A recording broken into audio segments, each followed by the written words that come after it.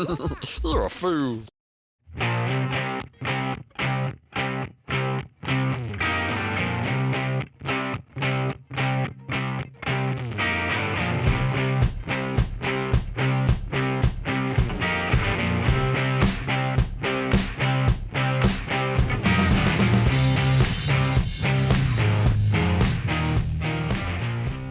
Welcome, everybody, to the Racing Foolz podcast, the first episode of the Racing Foolz podcast.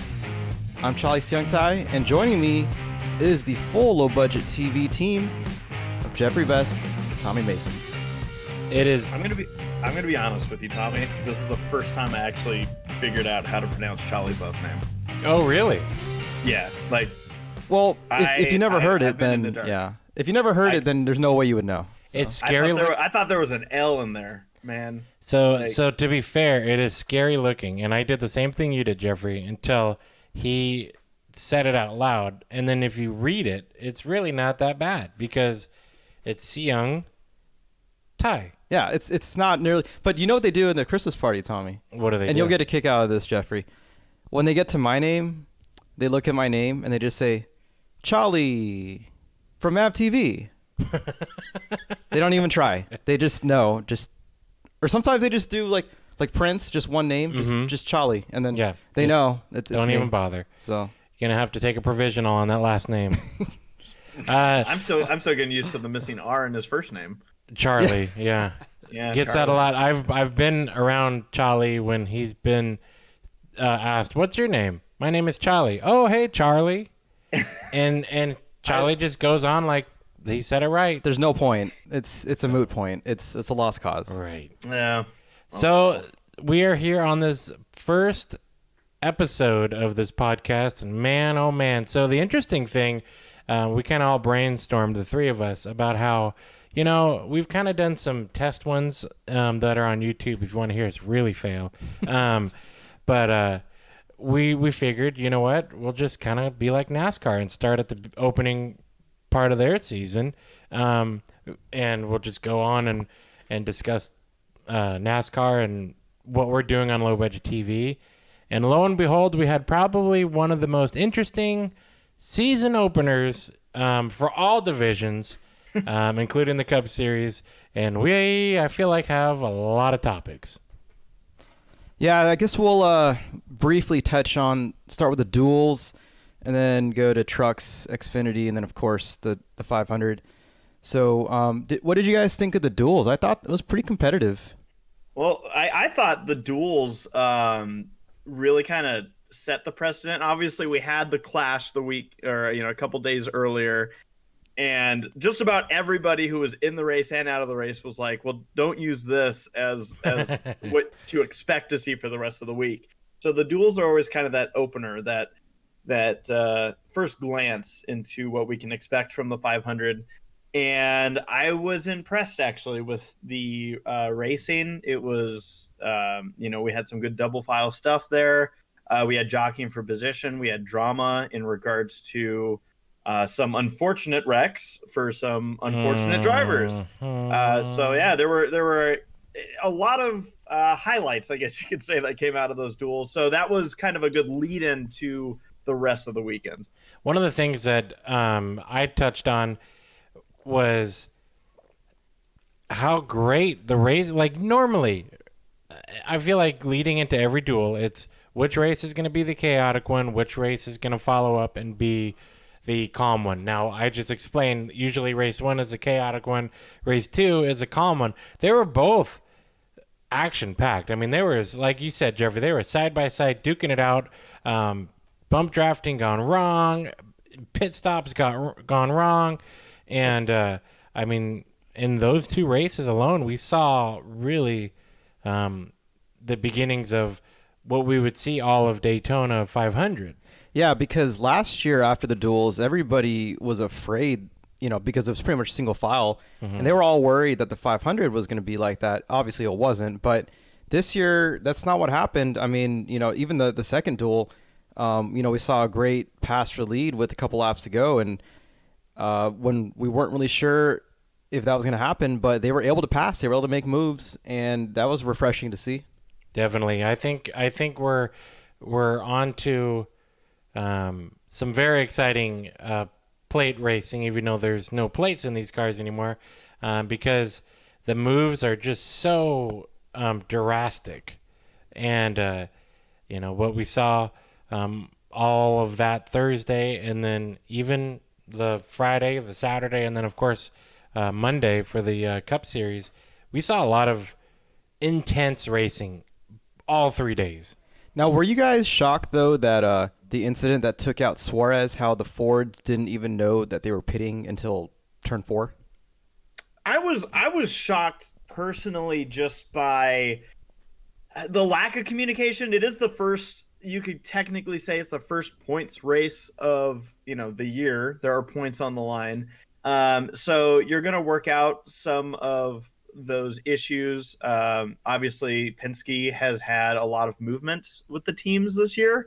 So on that front, I'm not surprised that there were issues. It just to me felt like while we've heard from, crew chief to driver that, hey, we did not get the word that pitting was happening there. It also felt, though, to me that like there was a third missing communication, because Blaney, the moment he knew that pit stops were happening, he's like, here we come. And yet Suarez was still there. Like Suarez, the 96 wasn't going anywhere. So I felt like even maybe spotter to driver, it just seemed like there was so much that happened at once. And granted, it does happen so fast. Like we can sit up here and play Monday morning quarterback all we want, but I don't know, like just the incident looked weird. I had a bad feeling when the camera shot showed Suarez behind that pack, because we all knew that pit stops were coming. The Fords hadn't pitted. Everyone else had. I just had this feeling that the next shot we were going to see was Suarez in trouble. And lo and behold, next shot was Suarez with a bashed in front end. And it was surprising. It was unfortunate, but it's Daytona. And, it's again, a guy who really needed luck to go his way. It just didn't pan out for him. And just think about that mistake on someone else's front for Gaunt Brothers Racing. I mean, they not only missed out on the opportunity to start Daytona, who knows where they would have finished, and it was just a tough blow for, of course, Suarez, who arguably is holding on for any type of a ride in the Cup Series and lands at Gaunt Brothers. That team took a major hit financially, and to me, pardon me for being biased to the number 96, but how upset, how would I have reacted more than what I did if I were to find out that I, quote, didn't get the message because their internet is bad? I mean, it's kind of ridiculous.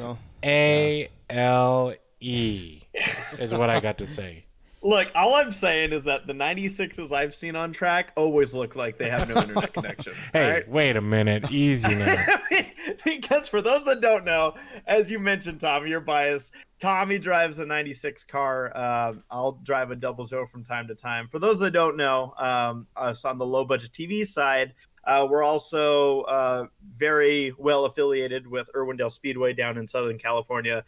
We tried our hand at racing, which means we're definitely cut out to talk about what drivers are doing wrong. Of course, yeah. Because we do everything wrong, because we actually went from doing actual circle track racing to more of Night of Destruction events. So we know how to crash, is what I'm trying to say. Exactly. Yeah. Now, going back to the duels, though, what I found kind of just maybe ironic or just coincidental is how it wasn't just the duel with Suarez, which was the first duel that we initially knocked out a guy trying to race his way in. The second duel had the exact same thing happen with the two drivers.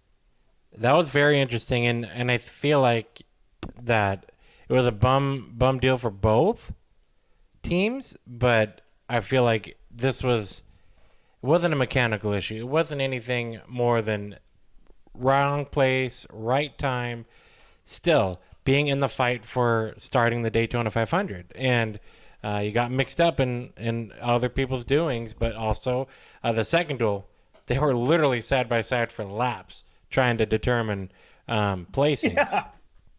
Yeah, no, that was just a great show. Watching that, like you said, literally dueling side by side, maybe 20 laps. I don't know. I didn't actually keep count, but it was fun to watch. They were great duels. I personally am somebody who, for now till forever, do I want us to have the clash? Do I want us to have the duels? It drives me nuts when I see so-called fans saying, "Oh, we should just get rid of these races. They don't mean anything." I'm like, guys, we're racing at Daytona. Yeah. Like, even if they're single file for the whole damn time, we're racing at Daytona. Like, as a fan, all of us have grown up with racing. To me, it's what makes this weekend Special. the jewel, so iconic, so special. Yeah. Is that we have these extra races. We have these essentially heat races that we get to watch. So yeah, no, whenever I see anybody saying, "Oh, we should get rid of it for any reason," I'm always like, shut up. Like, why would you want less racing? Mm-hmm. I mean, if anything, What's up add with more. I just enjoy that they care that much about these other teams, like financials. It's like They're running the books. right. It's like no. We're here. It's a show. It's entertainment. Just enjoy it. Yeah. Yeah. And yeah, Daytona was entertaining. So to put a period on the clash, we're all in agreement that Suarez did nothing wrong, right? That was a dumb move by Ford for stopping in Right. front of him. Yeah, Blaney just turned left. Well, first Keselowski stopped, and then Blaney turned. Like, it was almost like insurance fraud. It totally was. A So- Penske It's the insurance weirdest fraud. thing, because there's a lawyer commercial on the computer right now.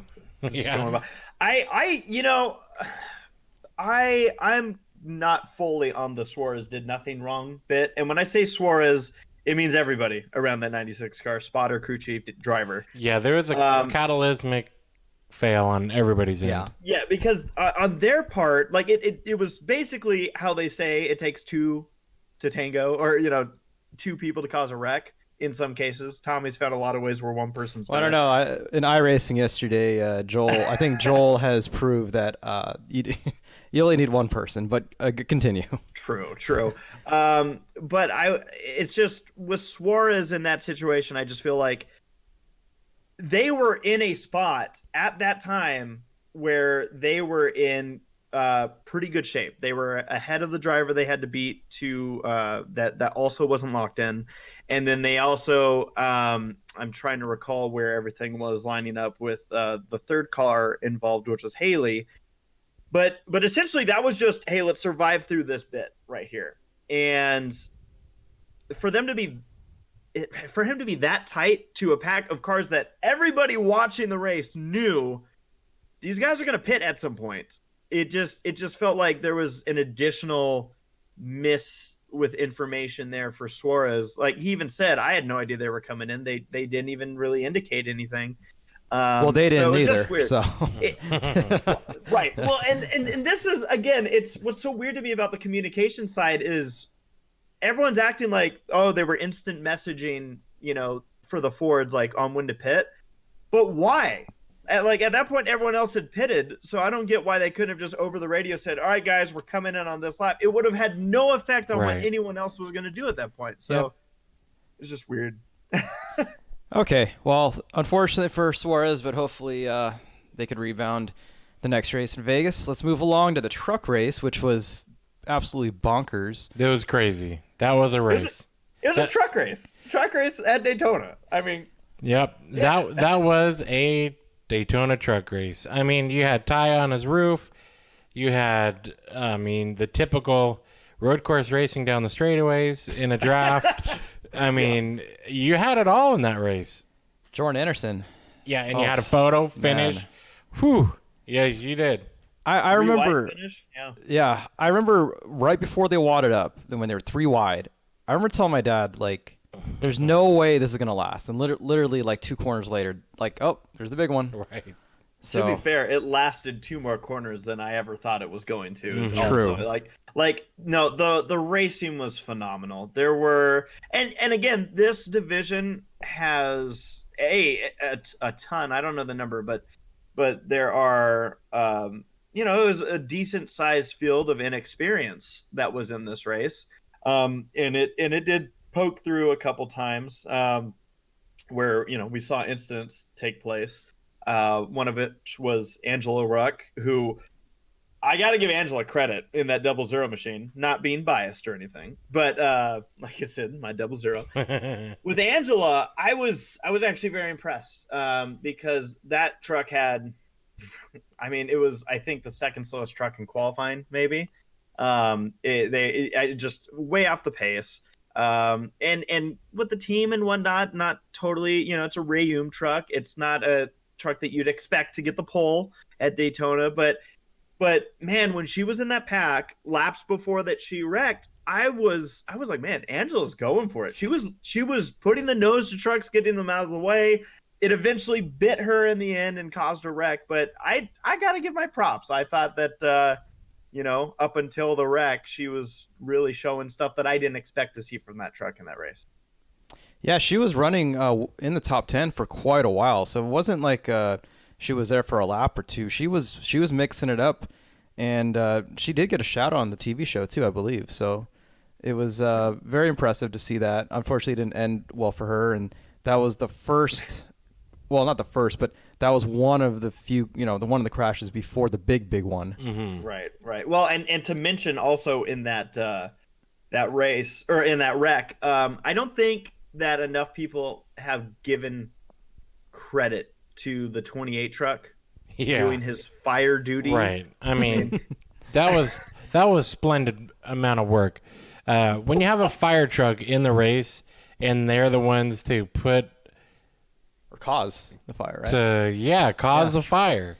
I mean, that's just job security right there. He put out the fire. Did he put guys. out the fire? He put out the. He did. The O2 was on the brink of bursting into flames. Barely got touched by one of the trucks he's driving by, and the truck said, "I'm done. There's no more of this race than this." Who was it? Now I'm trying. Oh, the 02. Yeah. Tate Fogelman. That thing just burst into flames.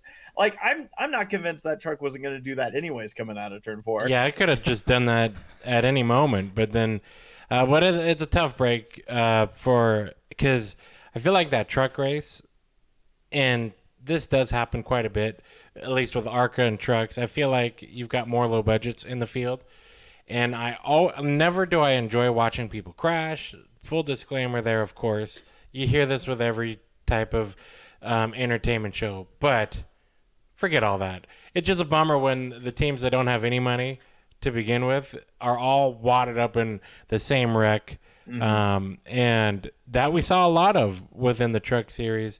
But then you saw towards the end of the race, you saw the underdog stories and Jordan Anderson battling with Enfinger to the line. And Charlie, you and I, we work at Lucas. Full disclaimer. And I was going crazy for Jordan because I wanted to see him secure not only that big win, but also more funding. Yes. So yes. Lucas has a part into Jordan Anderson's team, so we all have a part into We have a vested interest, yeah. Right. And, that would have been huge for everybody to pick up a Daytona trophy, but just so close, and that's Daytona for you. When he missed that big wreck, I was like, ooh, top 10. Yeah. And then on the white flag, when Chastain went high and got loose or whatever, all of a sudden I'm like, wait, Jordan's gonna be in second. He could win this. And then I jumped out of my seat, and when he pulled out of the draft, going to the home stretch, I thought he timed it perfectly. I mean, he had a big move, but I thought he timed it perfectly. Did. And then Grant said no. Nah. So what do you guys think? Were you guys good with that move that Grant did? I mean, I would do the same thing. You're coming to the line at Daytona. Don't be the reason that you let the guy by. Do whatever it takes. I get it. High speed, high stakes. Doesn't matter. I'll still, do what I can. I mean, if I do it in video games, who's to say I wouldn't do it in real life? I don't care what anybody says. He has done it in real life. I'm just throwing this out. To answer the question, Charlie, I think yes. No, you're on the last lap. You're not even last lap. You're on the last. You could see this. Yeah, you could see the finish line. Yeah, you see that checkered flag. it's fair game. You know what Grant did, like he didn't wreck the 3. He didn't even put the 3 into the wall. No. Like he just, I mean, he hit him good. Like in that slow mo shot, you nearly see Jordan lose the wheel. But I really feel like one of the things that kind of has gotten lost about this great finish is that it was technically a 3-wide finish. And Cody Rohrbaugh in the 9 machine, who also barely, and I'd have to go back and look, but I had the truck owner points sitting next to me, keeping tabs on who's in, who's out in qualifying, and that 9 truck squeaked into this show. He barely made it into the show, and to come back after a spin that didn't bring out a caution, he was able to come back and nearly win this thing. Had Grant hit the 3 any harder, had the 3 turned down on Grant, there's no telling. The 9 nearly won this race, and that to me is also just as, if not crazier, because we know that Anderson has done a great job with this 3 team, really managing their funds, doing really building that team. They just formed an alliance with the 22 this year, so I mean they've got what it could be their best year ahead of them. But then you got the 9 team, who again didn't even get an interview at the end of the night, and we understand like time constraints. But I was like, bummer. Yeah. I don't blame them for interviewing Natalie Decker. She, made history that night, being the highest finishing female in the Truck Series history. So I mean, there was just a lot of stuff to take away and Kraus from this race. Kraus too. Got 4. I mean that's a West Coast BMR connection. Yeah. Bill McAnally Racing. It was a very, again, interesting truck race.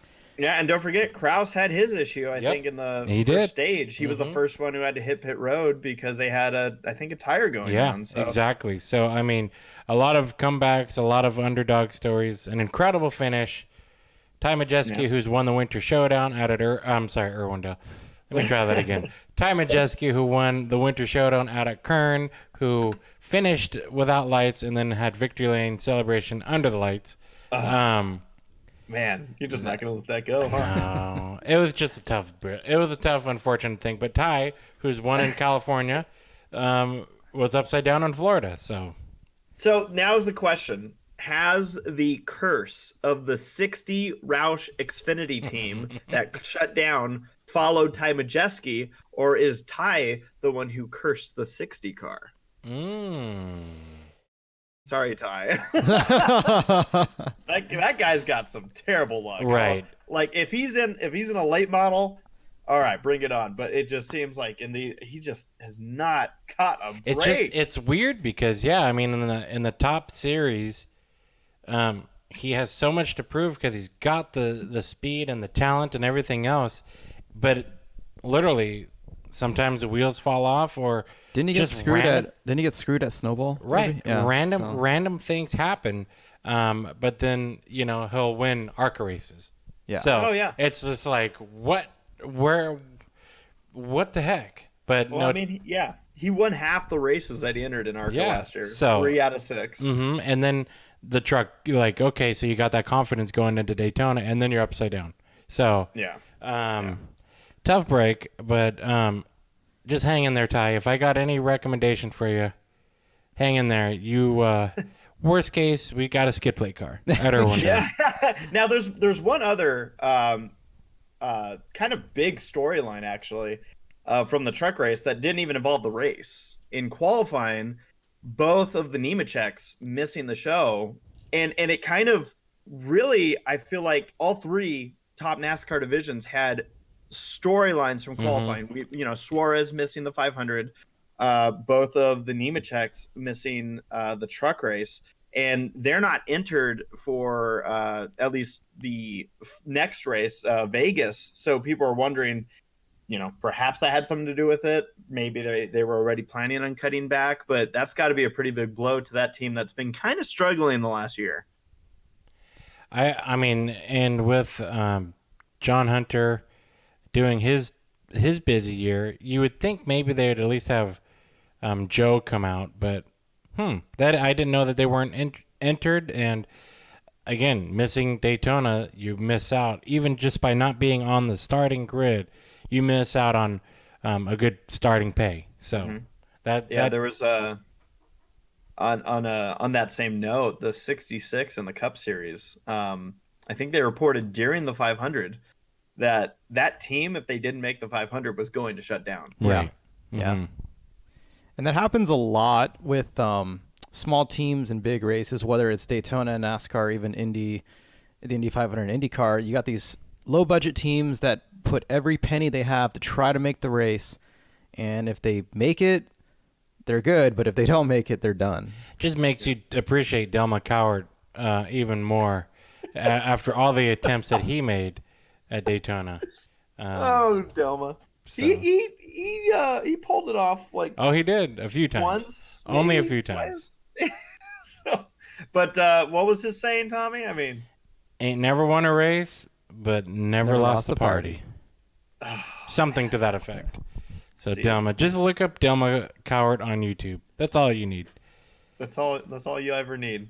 Yeah. All right, so we talked about some qualifying issues, and I feel like this might be a great transition to Saturday morning when the world stood still in Xfinity qualifying.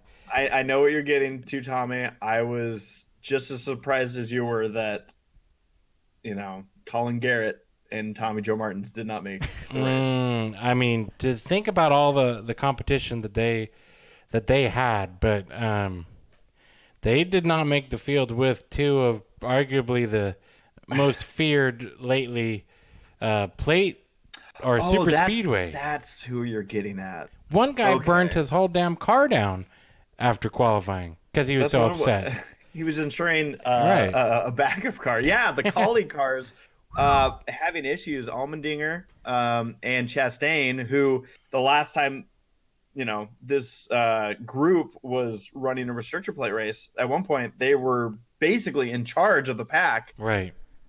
It was like old school DEI. 1, 2, 3. And they only had one left at the start of the race. So Jeffrey and I, we were watching qualifying, and as I get kind of smart-assy, but that's just my own. I'll never say that I am on microphone. I'll just say that I am with the three of us when I'm watching stuff, because I always enjoy when people are like, "Oh my gosh, this is a big deal," and I turn to Jeffrey and I'm like, "This is a big deal. We're witnessing something that you don't see often." However, wasn't this a team that had major technical issues after super speedway racing? So you kind of just, to me, assume that they were trying something that didn't work out. Absolutely. I mean, the running joke last year was, Allmendinger's in a race, so who finishes second and gets the win? Right. But it's still an unfortunate thing. I mean, that's two good cars that were not in the field that, I'll give credit to Ross Chastain driving the green machine, Jeff Green's car, up to as far as he could. And the team, of course, switching everything over to, in probably a span of maybe 3 hours tops, start to finish. So that's pretty incredible to do a day's work in less than 3 hours. But just crazy. I mean, no one saw that one coming, and neither did the team. You can clearly see how the team was very surprised in all of that. Yeah. So moving ahead to the race, you had Snyder was a rookie, right? Yeah. Yeah. So you had Snyder on pole, but you had some fast kids. But then in the end, it was sort of like the guys that we thought would be the guys that we're going to see all year battling for the championship. Yeah, I feel like I'll give this to Jeffrey to talk about, but I'll tee you up. They talked about the big three, but they left one person out. I've been keeping an eye on this because first off, everybody's going on about. Hello? Yes. Hello? You there? Uh-oh. I think we lost Jeffrey. Well, we're still connected on... Man, he's hitting probably on a rant right now, too. Yeah. And Oh, Jeffrey. You're not supposed to hit mute when you're getting into something good. This is like all the F-bombs right now. Oh, yeah. This is why it's actually him cussing about the big three. Either that or our equipment is burning down. Everything looks... Literally. This will be the time that we go talk about Crown Performance. Yeah, the leader. this is the commercial, yeah. When performance matters most, the pros trust Crown Performance. Constructed from Teflon, Kevlar, and stainless steel, Crown Performance brake lines exceed all industry standards, will hold up against the harshest conditions, and provide ultimate stopping power, whether it's for the street or the track. We offer customized sizes and colors to fit any application. Visit crownperformance.com to learn more. crownperformance.com. crownperformance.com. Hi. Yeah, our internet died right when you were about to go on your rant about... That's okay, because I know exactly where to pick things up. So pretending like nothing happened. So they talked about the big three, but they left one guy out. So media has been really playing up this idea of a big three. And it's funny because, like, really we've only seen, at least in my recent memory of it, you know, we saw it in the Cup Series a few years ago where they had their big number group. And then last year in the Xfinity Series, we had our big three. But it's not usually a common trend that we see. But media's having fun with it, and I won't knock them for that. But of all the groupings that I've seen where people are talking about a big three, at least like on TV, I've yet to see one person put Noah Gragson into their, this is our big three. Now, at least someone in it. Hang on 1 minute, Jeffrey. Why? So we're biased. I'll be straight up and say I'm a Noah Gragson fan. But Charlie, does this seem like we are biased by believing that he should be as a part of the big four? Or is Noah maybe just kind of a driver that still needs more to prove than Cindric and Briscoe and Allgaier? Well, I don't know how you could not include him. I mean, he was always fast in trucks. He was fast last year in Xfinity. He just won Daytona. He's in a good car. He knows that if he does good this year, there is potentially a very good opportunity waiting for him. I don't know how you could not include him. I'm not going to say he's the favorite, but I don't know how you could not include him if you're going to make a big four or even a big three. I'll be honest with you. No disrespect to Allgaier, but I think he's pretty much the new Elliott Sadler. Like, your time came, your time passed. I think it's, maybe once Chase and Austin and Noah graduate, maybe, but I would have, if I was going to make my big three, I would have put Chase, Austin, and Noah myself. Now, obviously, when they did their grouping, it was pre-Daytona. So, where, I don't know, I've seen it at least, and I'm not saying that he should be in every bracket for a top three someone's doing. It's just, for me, every one that I saw being referenced lacked Noah. I'm like, he should have been in at least one. At least a topic of conversation, yeah.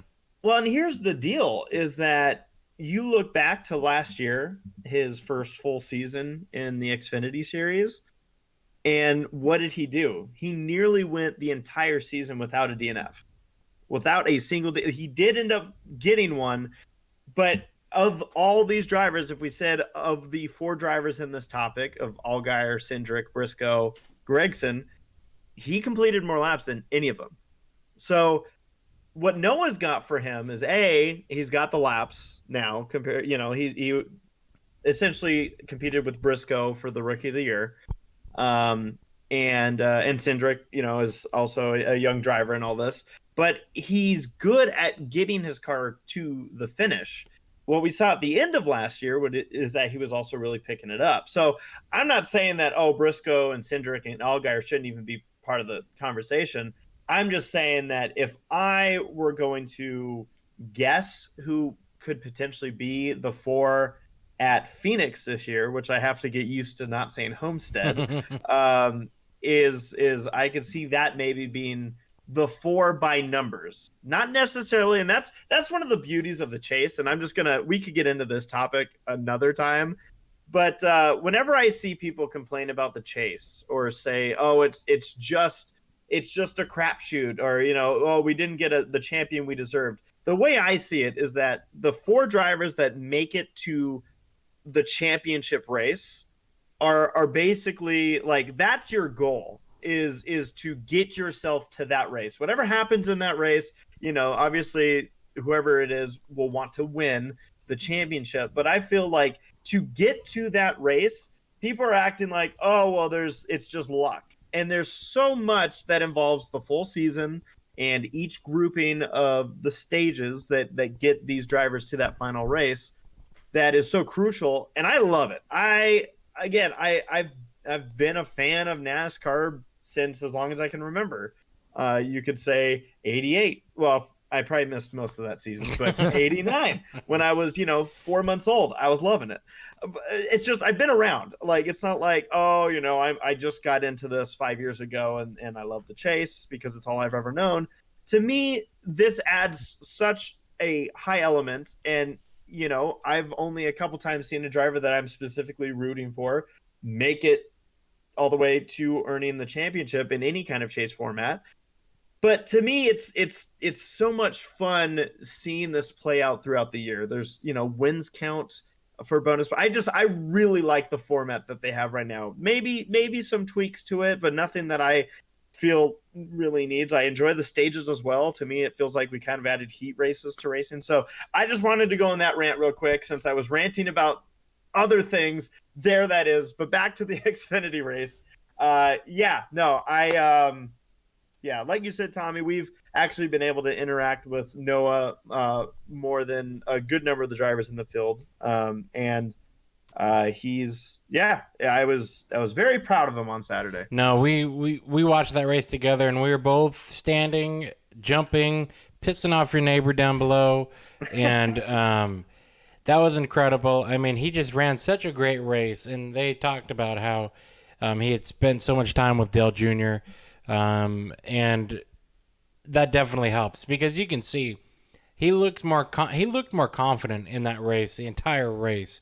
Ran a hell of a race, did everything that you need to do to win, avoided the messes, stayed, managed his gaps, and to follow back and circle back. Noah, we watched him race from the Bandoleros all the way up to his big win at Daytona, and 100% humble, loyal, and just we're a fan of his, and it's very cool to know, even to this day, because Charlie met him over at SEMA. No, Chili Bowl. Chili Bowl, that's right. See, but like, and talking to Noah as recent as 2 years ago in person, it's fun to know, and it's still kind of one of those cool pump your chest moments when he still is a fan of low budget TV. Yeah. I mean, like when I saw him and I told him, hey, I'm friends with Tommy and Jeffrey, and he chatted with me for like 10 minutes, just telling me like, dude, like I love those guys. I still watch them. And it was really cool. I wish you guys were there to be able to talk to him. Well, we do too. Yeah. But no, he definitely remembers you guys, and he's still a big fan. So that was really awesome to hear. Back to your rant, just to touch on your rant really quick, Jeffrey. We will have a podcast talking about our thoughts on the point system, because me and Tommy kind of had one in one of our test podcasts, how like everybody wants to pretend that every year was like 92, and it wasn't. No, and I do crack up when people like, I'm all for all the weird stuff, like keeping track of, if it was the old school points versus now, like keep doing it. That's great. It doesn't mean anything, but do it. But there is a difference in how you race, and we've seen it for years, in a lot of cases at the short track level, where you do end up with drivers who in the last 4 races of a season need to play it safe, need to take care of the equipment. Drivers, I was watching an old race, I can't remember what it was, but people were actually like dogging on a driver who was in the running for the championship for going for it. And I'm like, how is it that this is what people want? Right. We're criticizing a driver because he's trying to win, because what a dummy. He's 80 points ahead of the next guy. Why would he do this? That to me is like, no, what we did was we made each race matter. Some people are like, oh, now the first 26 races don't. I think it's like you said, we'll get more on this topic. Yeah. But I've got my passionate feels about NASCAR and stuff, and I'll stick behind them. But yeah, no, I mean, again, we're all just fans of racing here. Luckily, I'm pretty sure all three of us are on the same page in that regard. But did you guys have anything else to add to the Xfinity race? Basically, off of what the last bit of the conversation just now was, is Noah's in the chase, and he can race hard, or he can take it easy, or they can experiment going into. But he's not in. I don't think he's in any sort of position to just ride, and he's got to go. Yeah, he's got to go get as many 3-point shots that he can. Just go hammer down. Win as many races, and just know that if he hits the ball doing so, well, he's got insurance. Yeah. I got three things, Xfinity wise. First one's long-term season. Talking about Noah and how he approaches the season. Outside of catastrophe or a huge surprise, we kind of already have an idea, I think, of the teams that we can expect maybe to make that top 12 just based off of budget and past history with the teams. There's going to be a couple teams that will be racing for those last few spots. What I wonder is, will that change the dynamic of what we see in the Xfinity series, where there were those guys that in the last few years have been trying to point their way in? Our team's going to feel more comfortable about their point situation this year, thinking, oh, we should. I'm not saying anyone is safe, but maybe they're going into this thinking, well, we should be safe. We can go for it. We can go for those wins. It might make for maybe one of the most exciting Xfinity Series seasons that we've ever seen. The door's wide open. We talk about the big three from last year. They've all moved up, which is going to make a great rookie season to keep an eye on in the Cup Series. But yeah, so that's point number one. I don't know if any of you guys have anything to build off of that. My thing would be, why would you give up points? Just go for the wins. Yeah. Try to rack up as many of those bonus points as you can. So the next one is a weird one from the Xfinity race. Let us not forget that at some point in the race, fairly early on, did Jeremy Clement's hood decide, I don't want anything to do with this car anymore? Right. And it boogied away.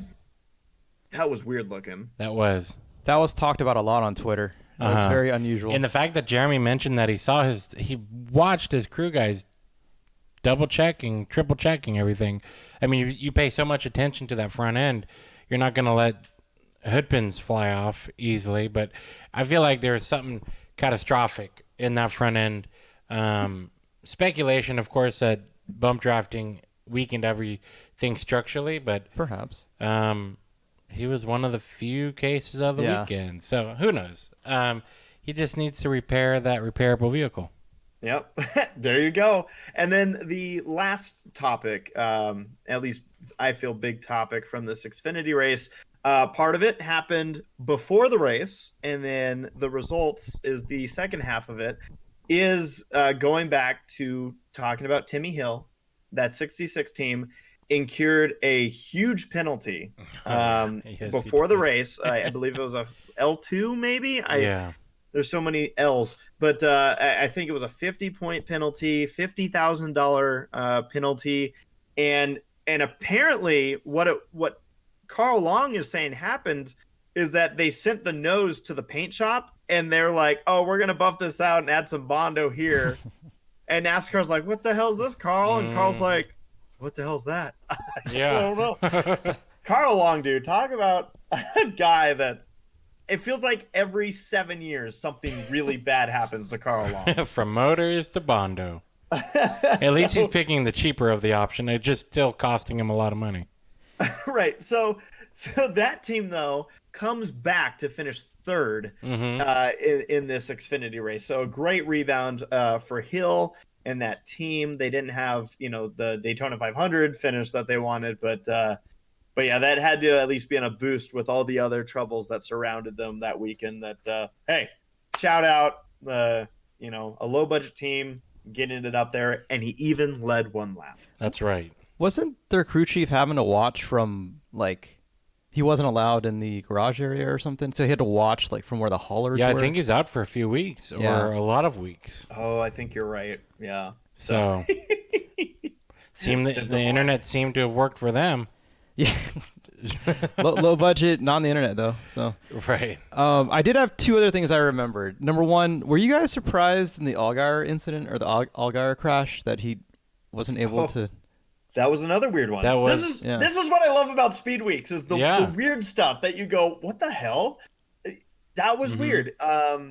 Yeah, I mean, everybody checked up, but he didn't, and then he was like, "Whoa, there's a car stopped," and then it was kind of like it just reminded me of iRacing. It totally was like it didn't help that the low budgets that they came up on were like a lot slower, but they just did not see the car park. It looked like they didn't. They meaning the drivers behind him and himself. And the spotters didn't look past the hood pins of that car. But I honestly believe that they just, again, right place at the wrong time.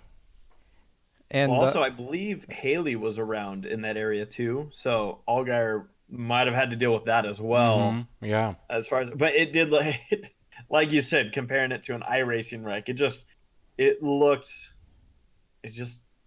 low budget. Yeah. I don't know, man. Jeremy Clements is like, what part of this car isn't damaged? Right, yeah. Now he's got to repair it a lot. 4X. And the last thing, I just want to give a shout out to Alex LeBay. I know him because he races the Pinty series, which is a fantastic series, which I think, don't quote me on this, but might be coming back to MAV. Maybe. Knock on wood. I'm knocking. Very, very entertaining series. Those cars run on short tracks, road courses, street courses. Always great racing, and LeBay is a veteran of that series, won a lot of races, and did very well, led some laps, and was running top 10 until the last crash, or the second to last crash. So didn't get the finish they wanted, but it was a nice run for Alex LeBay. So hopefully... Well, he did finish 10th. Oh, he did? Oh, well, he must have been... Well, he could have been better. On the lead lap, but he made it. So it could have been better though, but still a good top 10 run. So if he didn't get caught up in that crash, it would have been even better. But let's move along. So the big one, the 500. I don't even know where to begin. Yeah, I mean, you could look at the very first incident involving your pole sitter. It could be a discussion to talk about. You could talk about how we had a delay. We could talk about how we had a grand marshal that is the president of the United States. You could talk about so many things. Yeah. From start to finish, this Daytona is going in the history books as one of the most remembered, memorable, whatever you want to say, Daytonas that we've seen in our lifetime. Yeah. So obviously one of the topics we're going to hit up eventually talking about this race is going to be the Ryan Newman wreck that happened at the end of it. And obviously an unfortunate circumstance there. The thing with this race is that outside of that wreck and Ryan's condition is that this race was nuts. It was, and it was a Daytona 500. There were times where we had, the choo-choo train of 39 cars up on the High Line, which is part of it. But I mean, this race, they go for it, and this is one of those races, like you said, Tommy, that I don't see anybody forgetting for just maybe ever. This was a wild one. Well, sure. I think that you look back at the clash, you look back at the duels, and we talked about this earlier on in this episode, but now we're talking about the Daytona 500. You can sense the intensity that everybody was on. These cars are handling great. The downforce aero, the blocking, the side drafts, everything, and that's all the formula to get yourself into position to be in the running at the end of the race. Now, obviously, if you get caught up in a wreck, that'll change things, and you have to make those dicey maneuvers, because if you don't, you're going to get passed or you're going to fall back. And we saw that with the bump drafting, the Byron incident, the so many other incidents. The big one on the back straightaway. Right. Yeah. So you need to set yourself up. It's a lot of mirror driving. It's a lot of chess match. We say that every year. Chess match. It's real life high speed chess match. But if you described it any different, you'd be a fool. This was the Daytona 500 that was quite literally start to finish. The speed weeks was a high speed chess match. I mean, like I said, bump drafts, the wrecks, to everything involved. The most memorable Daytona in recent years. So, obviously the first incident was the one with Stenhouse, which is really not a surprise, but he only took out one car this time, so we could just kind of bypass that. I mean, sorry, William Byron. Charlie likes Stenhouse a lot. Yeah. We'll just throw out that disclaimer too. I might have to edit that out. But anyways, so let's go to the first big crash, the one that probably took out the most cars. So guys, I want to know, on a scale of 1 to 10, how mad is Brad Keselowski at Joey Logano right now? I feel like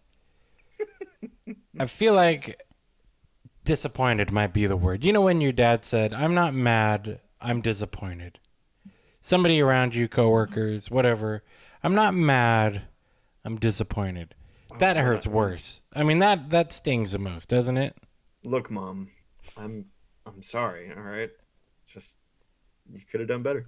Though he didn't have an ambulance to hit, so maybe his hands were still hurting. Yeah, it's true. So that was the first big one, and the second one, Ross Chastain going for it. And he did get squeezed. I'll give him that, but it was that hole was there until it wasn't. Yeah. He was also going, I think, 20 mile an hour faster than anybody at that time. It's nearing the end of the race. I do feel like even at that point, I forget when was that wreck? I feel was that on a green white checkered? That was I think it was like 4 to go. I think that led to the first green white checkered. Wait, was there a second green? There was. Oh yeah, because the Boyer thing. Yeah. Yeah. So and like I said, I just wanted to look that up to make sure. But I mean, we're at the end of the race. Chastain saw a hole. He went for it on the apron into turn number 1, which usually works really well. And works great in iRacing. I still kind of like, that's one of those rules, because I'll stick up for NASCAR a lot, but the yellow line rule is still one where I'm like, how necessary is this? Like, isn't that kind of a self-policing part of the track? Like, hey, don't go down there. Like, was there one catalyst incident that like led to that? Because I recall times in the past, people before the rule, people went down there and they kind of knew, like, I gotta bail out, or like I gotta lift. And I don't remember like one incident that was like they went in the apron and it just wrecked everyone. And it's like, we gotta put a yellow line. This is, again, a lot of what this podcast is going to be is off of our memory, and some of the stuff happened when we were maybe like 10. So cut us some slack. But one that I have seen referenced a lot, I think, was going into turn 1 at Daytona, where somebody dove down there and barely made it up in time. And I don't actually. Well, Jeff Gordon, when he won his first one, Rusty Wallace was trying to use the lapped car of Ricky Rudd as a pick. Right. And Gordon even said, like, I was going to lift, but then Rusty moved up to give me a lane. So, but that didn't cause a big one, though. And guys, wasn't there one at Talladega where, like, Skinner ended up in the grass? Well, that was a block. Okay, maybe that could have been it, because that's when him and Tony Stewart decided we were not going to lift. I think you guys are all wrong. Kevin LePage? Cale and Donnie, 79. Oh, yeah. I mean, look what it did. It caused them to fight. Can we appreciate that Charlie said Kevin LePage, though? I thought you meant the when he decided to pit out. Yeah. That was when you go out of the lines too fast. That's like when Tommy's coloring in a book. Right. Yeah. I just Flying out. figure it out as you go. So yeah. So this continues. This probably would have, until the end of the race when the story changed. But this probably would have continued the conversation of where does NASCAR draw the line on the line. So again, that's to be debated on a different day. We had that weird restart that we've seen already before with Boyer in the Clash. Or with Byron. Well, I'm saying with Boyer that happened similar to the crash or The Clash. Which one was it? It's both. It's both, right? Night of Destruction. more of a crash than a clash. Yeah. So something's going on with those. Like Jimmy Johnson, he saved it, but he spun the tires bad on a restart, so something's up, man. They say they've taken away horsepower, but they haven't done it on that triable. So. It was, and that one, what was weird about with Boyer is that he was on the inside line, where in the Clash we saw it happen with the cars on the outside line. So no, I mean, and then talking about that last restart, I mean, what a build up to the finish. Mm-hmm. And then obviously coming out of turn 4. So one thing that led to the wreck that happened coming to the line is Blaney did something that I was actually really impressed with. As Newman made his way by, and so they go around Hamlin. Blaney backed up to Hamlin to get him to push him, which I didn't think there'd be enough time to even try and make a move, because usually I've always felt like with Daytona, you're lucky to do anything after turn 3 unless you already have a run coming. Yes. And for him to get that run going, to get back up to Newman and attempt to get by, I thought that was an incredible move that kind of blew me away. And then, of course, coming into the tri-oval, I just watching it, I was so surprised to even see the 6 car turn sideways, because at that point I'm like, oh, he's gonna shove him. And it's the same thing that Blaney says in the interview, is at that point I was just gonna push him so we didn't lose to whoever was coming behind us. It just looked like the oddest of circumstances that led to Ryan Newman eventually hitting the wall, ending up upside down, and then getting hit in what I think is likely the absolute worst case scenario for one of these cars, for any race car to get hit, is upside down, driver's side window facing a car that comes at you at speed. It just, a terrifying wreck. Hamlin ends up getting the win, but yeah, I mean, what did you guys think of that whole scenario coming to the finish line? Well, I think that it was interesting to see, like you said, the lead up, the build up, and then I kind of thought that Newman might have been on his own island, because he had a pretty good sized lead, and especially when you saw Hamlin, who had just done it all speed weeks perfect, where he kind of brought the tandem back in a big way, and he would lock bumpers and just start flying through the field. We saw it with the Eric Jones when he won. And then he did it again during the duels, and he mastered it again at the end of Daytona. But Hamlin just has it figured out in some way, or they've got 20 horsepower more in the motor. Who knows? But I was surprised too but I was surprised, but I wasn't, because you're not gonna, as a Newman, no matter how big of a gap you have or not, you're not gonna do what he wouldn't have done and just hold your line as the 21 and the 11 possibly drive by. You're going to use up the track. There's 1,000 feet left in the race. You're not going to, even if you get pushed across the line sideways and still win, it's a win. You won Daytona again. And if you're Blaney or if you're Hamlin, you're going to just push until you get a run enough and make a move. And whatever that move is, it's likely the last one until the checkered flag flies. Yeah, it's funny because earlier today, so Jeffrey, you got to understand, even though we work at a racing company, there's still a lot of people that don't really watch a lot of racing, or they do, but not really NASCAR sometimes. So we get a lot of questions. What? Yeah. Yeah.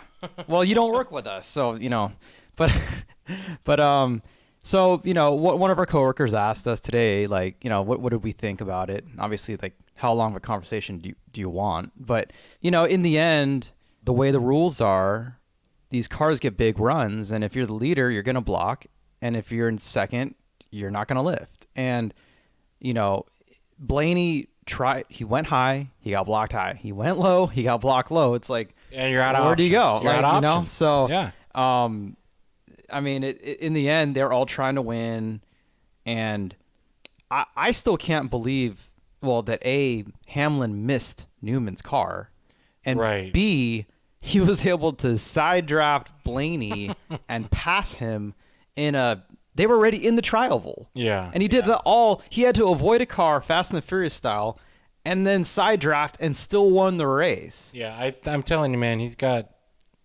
some FedEx horsepower, some delivery speed on that one. But Tommy, you said earlier, like, you kind of felt like Hamlin, up to the point before Newman threw that block, you thought that Hamlin had already kind of conceded he was going to get third. Yeah, it looked like he kind of bowed out because he was locked on the 21, and they were coming up on the 6, and then I think once he saw the 6 make the move, Hamlin said, well, again, in a span of a blink of an eye, all this happened, but he just went away from the 21's bumper, took the high line, and still ended up winning, and it was just literally an instant that I wonder if we asked Denny in, maybe 10 weeks, did he actually think he won that race, or did he cross the line and just was like, well, good points day, and then they're like, congrats, man, you won.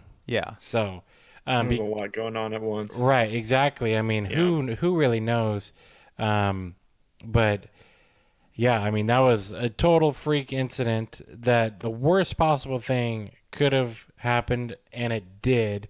And never is that a good sign when you see anybody in any type of vehicle get hit in that spot, in the roof, no matter what side. It's all dangerous.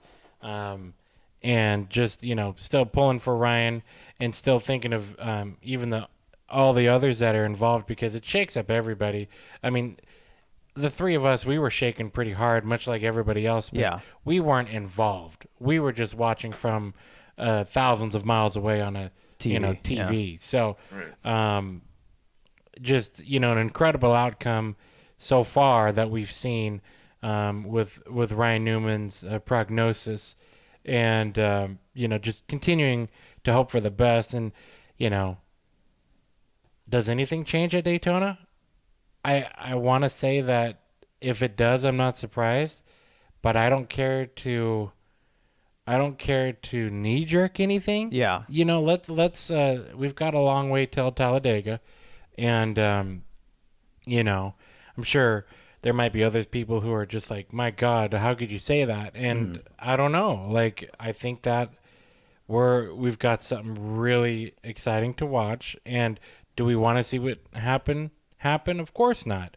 But do we see it often? No. Yeah. The thing is also, I'm just going to throw this in, is that this kind of wreck can happen at any track that these drivers are hitting the speeds they're doing. That's any mile and a half, any 2-mile track that these cars are going to.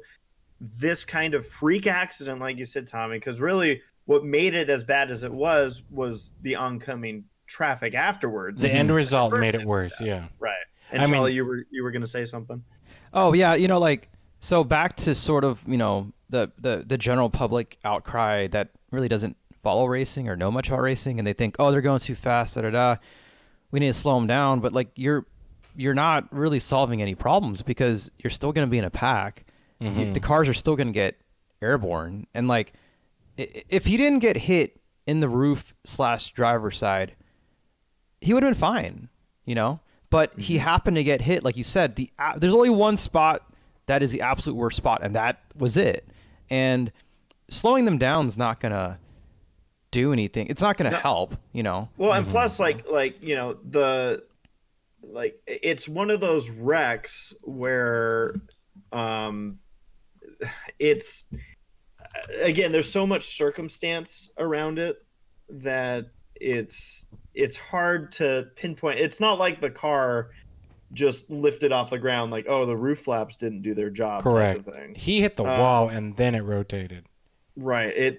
There was a whole, just everything around that wreck that again could have gone wrong, and that's why I'm saying, like, this is technically a wreck that could have happened at a lot of tracks. Obviously, with this kind of style of racing, you could say, oh, it's more likely to happen. These drivers are doing some crazy stuff, but it's the Daytona 500 for it. But what happened to Newman was something that, and I'm kind of sitting here watching the replay of it, is that, the car didn't even start to go upside down until after he hit the wall. Yeah. Right. And that was, I think, dissipation of energy. Yeah, it was, it's kind of, I don't know if it's something that would have happened necessarily if concrete was there, but the impact obviously would have been worse. So the safer barrier continuing to do its job, and that's still one of the great things that they've added that has allowed so many drivers to get away with so many bad wrecks. But there is a ricochet effect, and sometimes you have that combination of the car hitting it gets light in the back end, and as we saw, that's what turned this car over. It's not, oh, they're going too fast. This kind of wreck, we've seen it short tracks, not maybe to this extent, but a car hitting the wall at a weird angle can have this effect. And even then, I fall back on what initially caused this wreck when Blaney was on the 6. It wasn't like, I didn't feel like Blaney did anything over aggressive even to kick off what happened. Like, I feel like at that point he was like, well, if you're going to be here, then I'm going to push you to the line. And that was after 2 blocks, and it just looks like, Ryan's car, if you look at it a few times, it just looks like maybe the car wasn't fully under him by the time they hit the trioval, and it was light enough in the back end that's what turned it. It just looks so bizarre, because when I was watching it live, I was so surprised when the 6 car turned to the right, because I thought at that point things were stable. Ryan Newman's going to win this race. And the other thing that, like, around this incident, because obviously it was a very scary thing to watch and to sit through, and then to have to wait to find out, like, what is his condition, I got to give a lot of credit to Mike Joy, and on the commentating side of all this, like, this, as an announcer, and Tommy and I, we've worked at tracks as main announcers at tracks. We do, Low Budget TV live broadcasts, and unfortunately, we have been at tracks that have had the worst of all things happen, and those are the moments as an announcer that I feel, above all else, where you are truly, I guess, as they say, earning your paycheck. Because that is the moment where you have to be so careful with everything that you're saying. Literally, you have to piece through you have to, like, there's things about saying, like, know what you're going to say about before you say it. And if there's not meticulous word phrasing and deciphering and filtering, I don't know what is. But and there's so much emotion. Like, Tommy, you and I, obviously, we come back to a wreck that we saw 2 years ago, right, where, like I said, unfortunately, a driver did lose his life in the wreck. And the scary thing to me about, this incident is that it very much was a car went upside down, the car rotated, and there was an impact right at the same spot. Now, these were dirt modifieds, not as built up as the Cup cars, and hopefully it's something that, again, with every incident, you hope you can learn and hopefully not lose anybody in the process. But when we were in those situations, you're also dealing with so much emotion, and not knowing. And to continue that, I mean, you see it happen, and you're like, you know off the top it's bad. So then you're seeing the rescue efforts, and like you said, for the broadcasters, Mike Joy, Jeff Gordon, when they did their final update that they could have given, you could see the situation did not look good through their eyes. And Jeff and I seeing that through our eyes, to which we have been in that situation before. And you're just kind of walking away from your job, not sure what the news is going to be within the next few minutes, next few hours, or next few days. And it is very, very uncomfortable. It is very difficult, but it's also, something you can't just walk away from. It's something that you've got to carry all the way until you got a chance to really just kind of step away and collect yourself. Because like in this scenario, what essentially Mike Joy is now basically has in his hand is carrying not just the emotions he's going through, and Jeff in the booth with him and everybody at the track. He's literally there carrying the emotions of everybody that's watching this. Mm-hmm. Like there's the understanding that obviously this is a very serious wreck, and like you said, you basically buckle down and say, okay, we need to, as best as we can with the right information that we have, be able to deliver information, because that everyone's asking, what's the update, what's this, what's that, but it is your job to only deliver the information that you can share. Right. And it is hard. And as we discussed even before the podcast, Mike is someone who's been in this, for so long, and has probably experienced so many highs and lows of this sport as a broadcaster. But I just wanted to throw that out as something, because credit is deserved there. Yes. In handling that kind of situation. It might not even really occur to people how hard those situations are unless you've been in them. And unfortunately, again, Tommy and I have been in those direct situations. And in a lot of cases, they've actually turned out to be, the driver's okay. We didn't know at the time, but then you have that sigh of relief. And then there's the other side where you have the tragedy.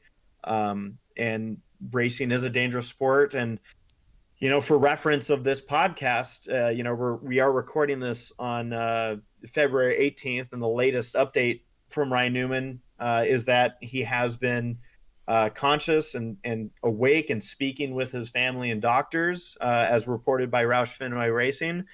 So, I mean, really, it's we still don't know the extent of and we're not going to speculate on anything outside of what we've been told, but just knowing that there is that communication, that Ryan is speaking with the family and doctors, is just such, I think, a collective sigh of relief when NASCAR reported that it was, although serious but non-life-threatening injuries that Ryan Newman had received from that wreck. So, again, our continued prayers and thoughts, like Tommy said, to not just Ryan and his family and friends, but to everybody involved in this, the whole NASCAR community, drivers like Blaney and LaJoy, who are going through a different side of this kind of incident and having to deal with. Just, again, continued prayers going to Ryan's recovery, and we certainly hope for the best for everybody. Absolutely. That was a really eerie feeling. Obviously it was a little bit different for you because you were watching it not live. You were watching on tape delay. So when me and Tommy were watching it, when the initial crash happened, we knew it was big, but very quickly we realized it might have been bigger than we thought. And then once we saw the car and then the replay, It was a really eerie feeling. It was a feeling that I honestly hadn't had since Dale died in 2001. Well, it was a thing too, like to further on about what you mentioned about Jeffrey watching a tape. Obviously, he had to work. You and I get the luxury at times of working at a TV network, and we've got TVs around that just so happen to be on Fox at 4:00 in the afternoon for that day. We won't tell anybody. No, we won't. It's research. We were still working though, to be fair. We had to watch Lucas Oil car. But when this incident happened, knowing that Jeffrey wasn't even sitting down to watch it yet, I texted Jeffrey because if there's one thing Jeffrey is stubborn about, it's spoilers. That was one of those that I told him on text. I sent him 2 simple text messages. I said, avoid all social media. I wouldn't even look at your phone. Like, knowing full well that you don't have to be, if you just know that somebody you know likes racing and you're seeing all this news about speculation, unfortunately, and everything else, you're going to get contacted. And I think he did get a message or two, which, I can only imagine, and this is something that I'm going to tee up for Jeffrey, but, I can only imagine his sense when, I don't know when he finished the race, but I know it was later on in the evening after the news had broken from Steve O'Donnell. But, I think all of us, like when the wreck happened, I didn't even see the finish. Like in my brain, that was just warped away, ghosted away. And I mentioned to you, I said, good thing Denny, that was his third one. Because this is one that's never going to sink in, I don't think. Mm-mm. I mean, No, I don't think. Now, Denny, obviously, I'm not Denny Hamlin. And it probably will sink in later on, of course, after, the period gets put on the story, hopefully in a great way. But, yeah, I'm glad he's won 2 before. Because... Well, yeah, no, and going off that, like, because I agree because I've considered, like, man, if Ryan Blaney had actually won this race, we've seen Ryan through, he is somebody who, we saw it in his interview, he wouldn't have even been thinking about, like, there would have been such a weird emotional deal where, like, wow, we won the Daytona 500, but I don't even think he would have probably referenced it. I think he would have been like, I just wrecked Ryan Newman. And where Denny was, you could almost say, wasn't involved with that wreck. There was kind of like Denny didn't seem fully aware at first as to what quite had happened, and then found out as he made his way to victory lane. But I do agree that, like, it's kind of one of those weird things you think about way after the fact. Stuff that we can talk about now that we know how Ryan's doing. It is just it's a weird scenario for a finish of a Daytona 500. Mm-hmm. One thing I wanted to ask both of you guys, and it's something that not just me and Tommy thought of when it happened, but everybody in the office, because I think there were like 5 of us in the office or in our office room when the end of the race went down. And I'm not trying to throw anyone under the bus, but after the race, when the safety crew was getting to Newman's car, did you kind of think they were very nonchalant? Okay. So actually, I can branch what Tommy was just saying with this. So for me, as Tommy mentioned, I didn't watch this race live because I was at work and actually working. Burn. Oh no. But I got the text from Tommy, which it was about 5:00 our time here in Pacific time zone. And so what I did when I got that, Tommy was vague enough to where I didn't know if it was good or bad or anything. So what I did was I literally just turned off my phone. I went, well, I'm not even going to chance it. I turned off my phone. There's drivers we're rooting for in this race. And I was like, maybe one of them won. Maybe one of them just did well. And someone's going to be like, oh, hey, maybe one of them wrecked bad. I don't know. So I just turned everything off. I'm like, I'll see it for myself when I get to it. I didn't get to the end of that race until about, I think, around 8:30 at night.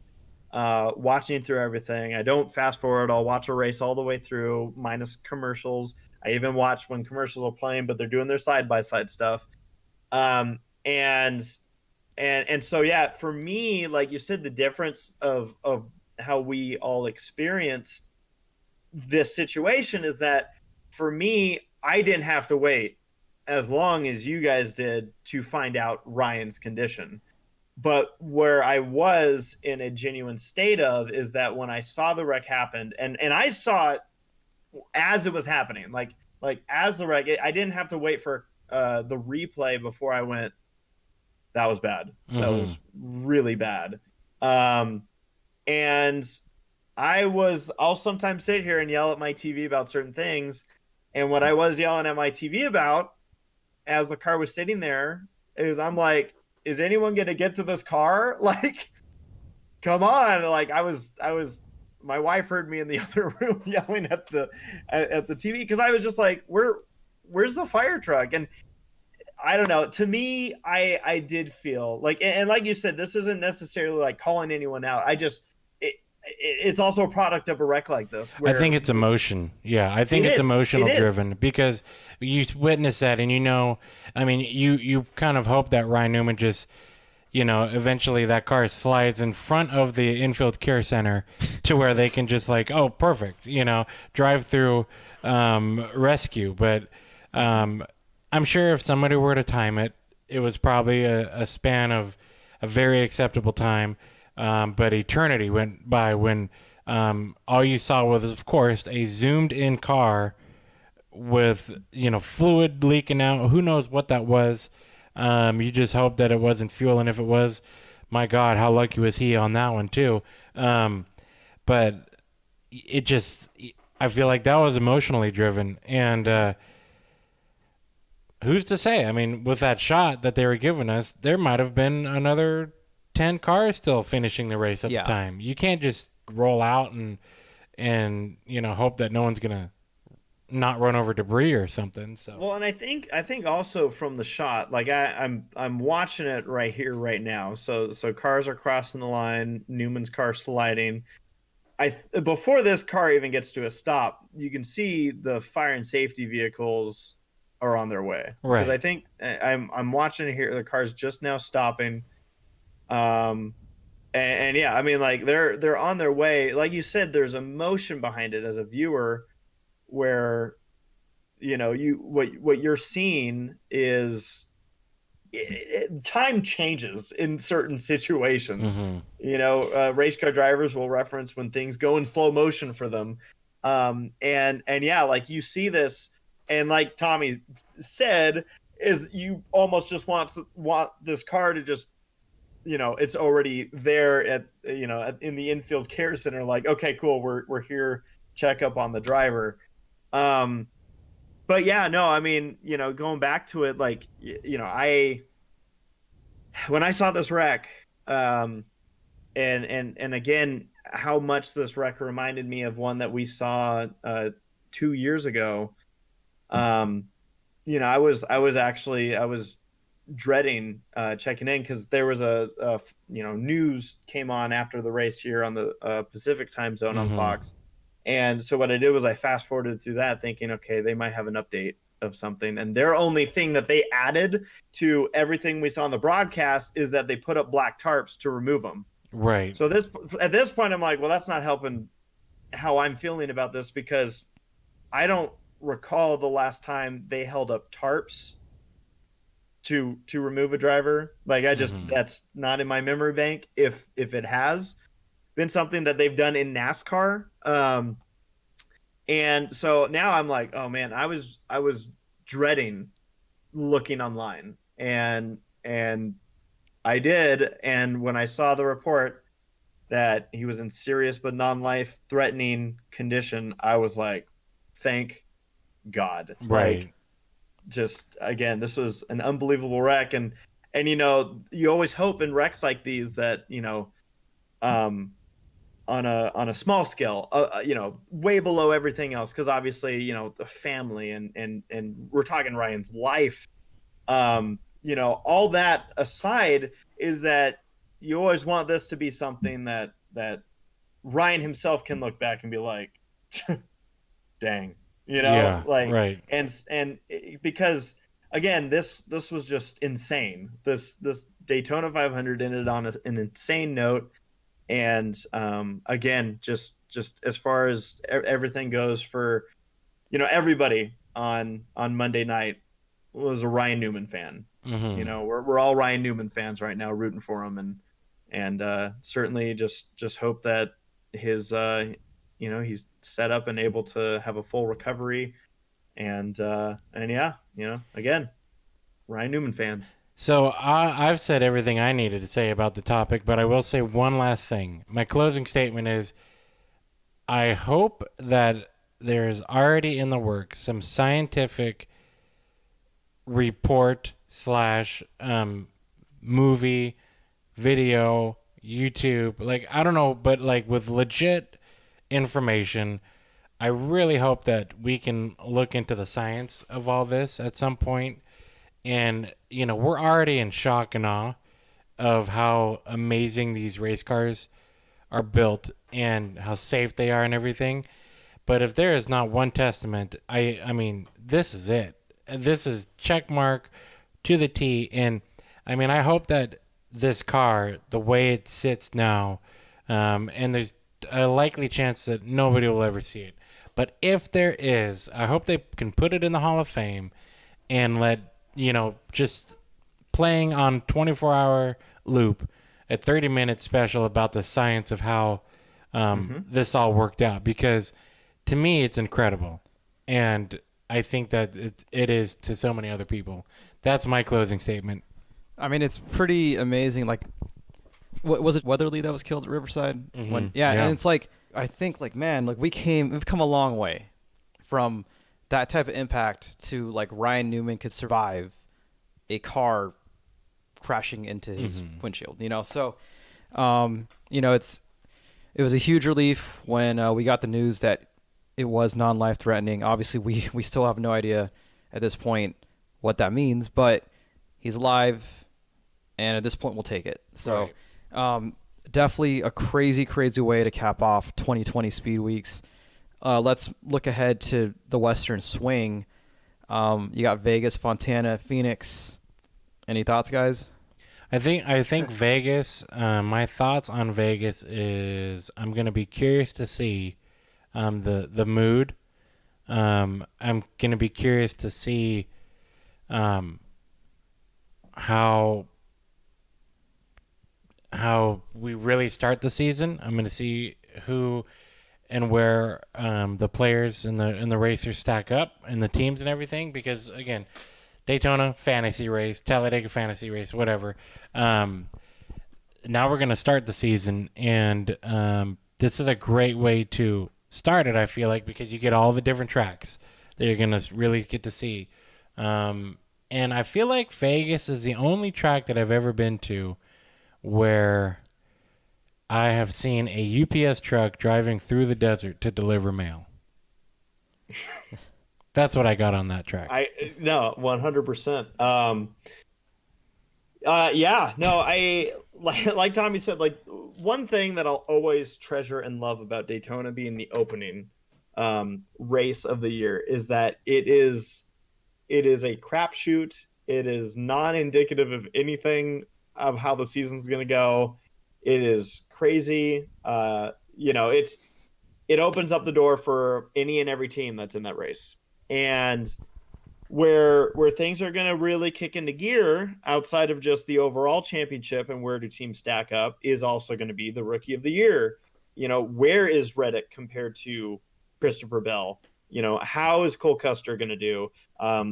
Does John Hunter Nemechek stand a chance in this one, even though he might be in what could be considered lesser equipment? But who knows? It's all this stuff. And really, I think at this point, everyone considers the favorite of the rookie of the year, obviously, to be Quinn Houff. So, Right. 0-0 is certainly going to be showing them how it's done. Right. But no, and I was bummed out a little bit, because Tommy and I, we watched, we watched Cole Custer turn his first stock car laps at Irwindale Speedway, and we used to interview Cole when he was much more, or maybe much less not awkward. He just like everybody else. When you learn with your interviews, We'll just say he was very quiet. He was very quiet. Like, we're talking very quiet, but still, we got to see those early years and watch him progress. And Daytona 500, I thought he and his team were doing everything right, and then the rear end went out on the car, and what can you do? So, I just think this is, again, as mentioned way earlier, that the Rookie of the Year in all divisions is going to be exciting to watch. But I think we're going to see something special in the Cup Series this year. Jeffrey, I'm going to ask you this because you witnessed it, but do you think that Cole, speaking of the rookie class, going into Fontana, like, he's going to have a lot to learn? And I feel like Daytona, it's, again, the crapshoot. Vegas, he's going to really figure it out and learn a lot. But do you feel like it's great for him to get Fontana so soon, being that he was the most recent winner the last time he was there? I feel like it's not going to hurt. Not to mention that he's got the same crew chief that he had when he was at Fontana in the Xfinity Series. He's got Shiplet on the box. They obviously, Xfinity cars are different from Cup cars, and these packages are different. And so I think I don't know if Cole's going to be past his Cup Series learning curve this early. Oh, no. But I'm just saying he's got to feel like it's a good track to go to. He's bringing the notebook to Vegas, but he's really going to leave it in the backpack when he goes to Fontana. So he can really just kind of, like, he knows the track. He's been successful, and he's got to be confident. So yeah, I mean, there's got to be that, and that's the benefit of. And again, it goes to all three of our big three from last year in the Xfinity Series. Is each of them have at least 6 wins from last year, and so they each are going to be going into tracks where they're like, oh yeah, I know you. Cole. Right. Winning at Fontana last year over Kyle Busch. So yeah, there's going to be confidence, and that's the thing. That's why Vegas is going to be so interesting to me, is we don't know where any of these 3 or 4 rookies that will really be contending for this.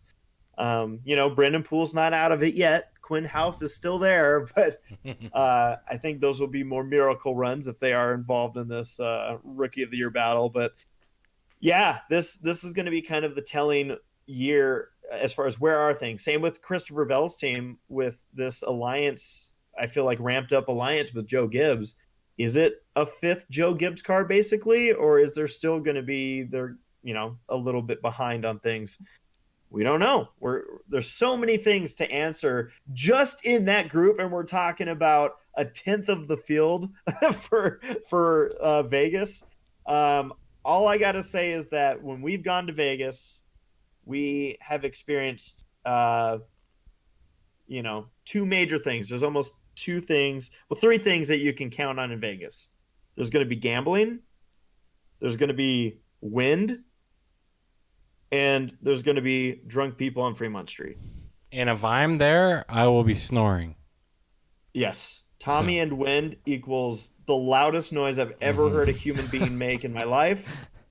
It scares me. I feel like Tommy couldn't recreate the noise if he tried. And I've tried. Yeah, like he can't yell as loud as he snores. I don't know how he does it. So I know Charlie's probably itching at the bit to butt in, but I'm going to say one of the most funniest memories that there's ever been between Jeffrey and I in our entire lives up till this point involved a trip to Vegas for the truck race, and we both found ourselves talking in our sleep in the same hotel room. Jeffrey got up on his hands and knees in the middle of the night and cussed out his pillow, and I blessed him after he sneezed, but to the tone of his sneeze. So very weird occurrences, Area 51 like in Las Vegas. But we didn't know that the other person had, like, I didn't know that I had slept talk and he didn't know I had slept talk until the following night's dinner, where one of us brought up, oh, did you know you did this last night? And then, oh, well, did you know you did this last night? Right. So yeah, no, I was getting ready to sneeze, and all of a sudden, like, this is what it sounded like in the room. Bless you.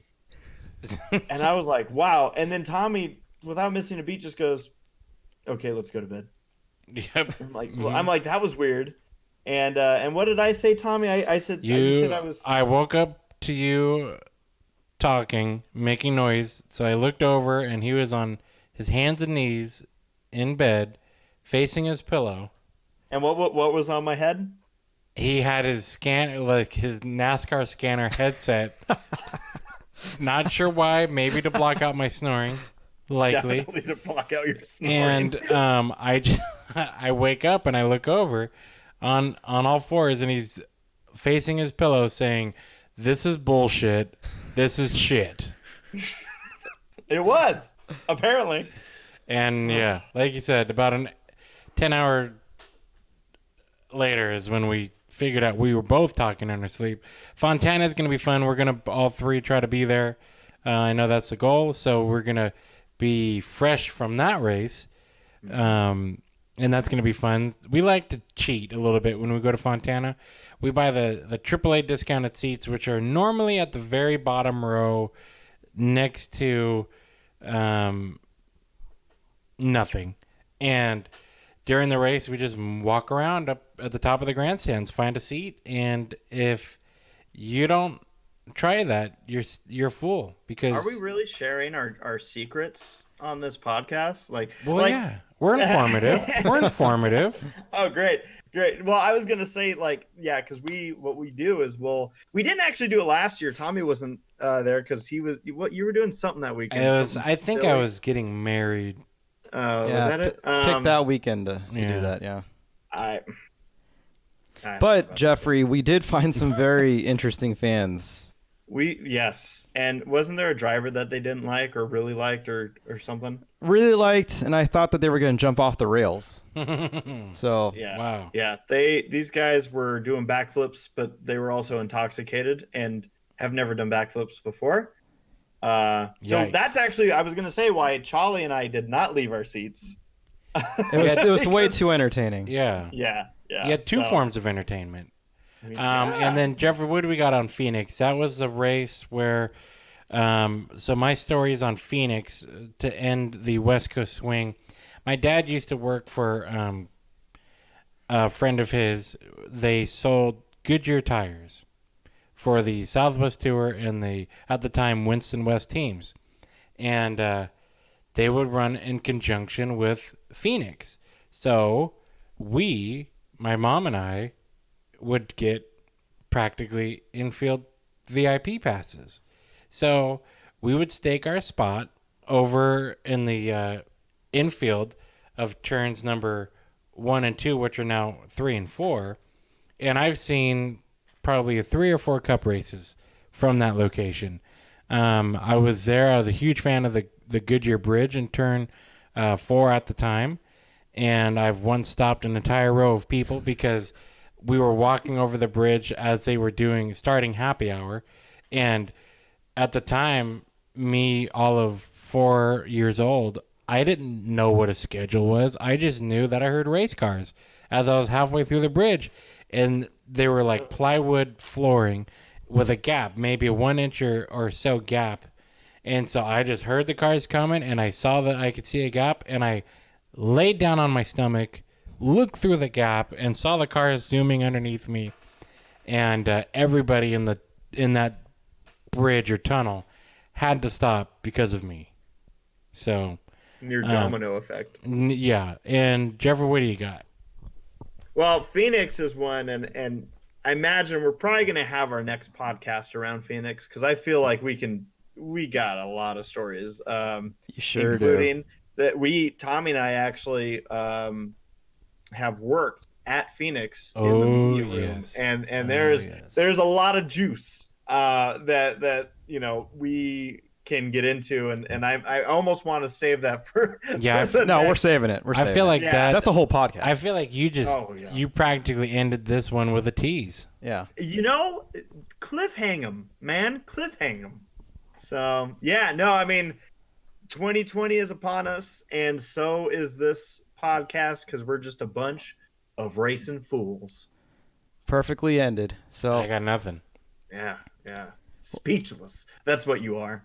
Well, thanks guys for taking the time to bench race a little bit. It was definitely an eventful week, and here's to a exciting 2020. Cheers. Amen.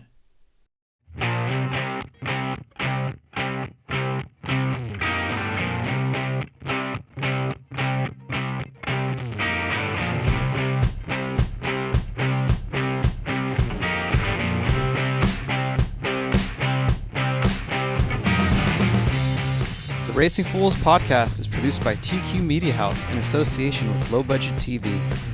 Special thanks goes out to Tommy and Jeffrey from Low Budget TV, Kelly McGuire for the free mic and mixer, and Ramon Ariola for helping create various show elements. Music is provided by RFM, royalty-free music in the YouTube audio library. If you like what you hear, give Low Budget TV a follow on Facebook, Instagram, and Twitter, and let us know what you think. We welcome all questions, comments, and ideas, and who knows, maybe your idea will be the next topic on the Racing Foolz podcast.